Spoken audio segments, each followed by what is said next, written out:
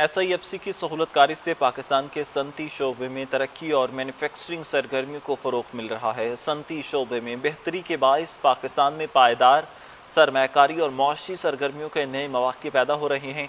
पाकिस्तान के बड़े पैमाने पर मैन्युफैक्चरिंग शोबे ने रवां माली साल में नुमाया बेहतरी रिकॉर्ड की। मुतादिद सनती शोबों की बेहतर कारकर्दगी से पाकिस्तान की मैन्युफैक्चरिंग सलाहियत और पैदावार में मुसलसल इजाफा हो रहा। SIFC की तरजीह शोबे के तौर पर सनत को पॉलिसी मुआवनत और सरमायाकारी सहूलतकारी के फ़रोग़ मिल रहा है। सनती तरक्की से बरामदात में इजाफा, पैदावारी सलाहियत बढ़ाने और मुआशी सरगर्मियों को फ़रोग़ देने में मदद मिल रही है। मैन्युफैक्चरिंग शोबे की बढ़ती सरगर्मियाँ पाकिस्तान की सनती तरक्की और पायदार मुआशी नमू की अक्कासी कर रही हैं। SIFC की मुआवनत से सनती शोबे को फ़रोग़, बरामदात में इजाफा और मुआशी तरक्की को तक़वियत मिल रही है।